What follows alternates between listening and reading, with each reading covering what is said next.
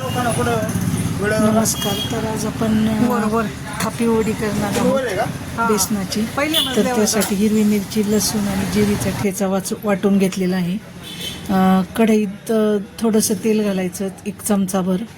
त्यानंतर त्यात थोडी जिरी आणि हळद, हिंगाची फोडणी करायची. आणि हा ठेचा जो आहे आपला, मोहरी तडतडली की हिरवी मिरची, लसूण आणि जिरीचा ठेचा.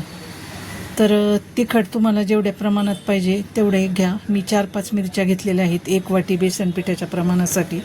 तुम्हाला कमी हवे असतील तर कमी घ्या, किंवा जास्त तिखट लागत असेल तर अजून वाढवूही शकता. तर हा ठेचा चांगला परतून घ्यायचा तेलावर. आणि आता 1 वाटी बेसन पिठाची आपण वडी करणार आहोत. तर थोडीशी कोथिंबीर टाकली मी त्या फोडणीत.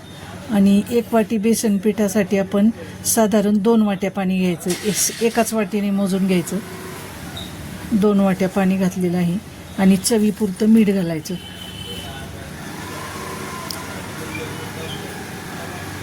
आणि या पाण्याला आता छान उकळी येऊ द्यायची. आणि उकळी आली की त्यात आपल्याला 1 पीठ बेसन पीठ टाकायचं, 1 वाटी. तर हे मी डायरेक्ट टाकलेलं आहे. आणि हे छान घोटून असं त्यात गुठळी वगैरे न राहता पळीने असं छान घोटून हे शिजवून घ्यायचं पीठ. तर अजिबात गुठळी राहत नाही जरी आपण एकदम पीठ घातलं तरी. आणि छान असं परतून घ्यायचं 5 ते 6 मिनटं. आणि पूर्ण असा गोळा होतो पिठाचा. गोळा झाला की आपण तो एका पळपटाला थोडं तेल लावायचं, त्यावर थोडी कोथिंबीर घालायची. आणि हे पीठ जे आहे शिजवलेलं ते असं ठेवून छान थापायचं. हे हाताला सुद्धा चिकटत नाही अजिबात.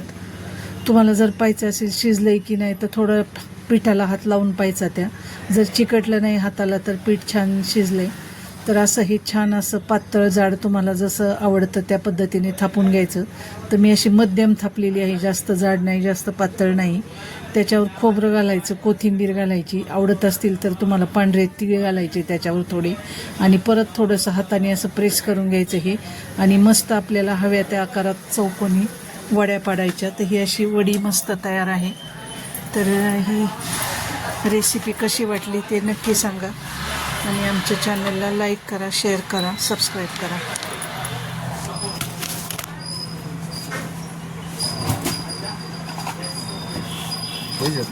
हां.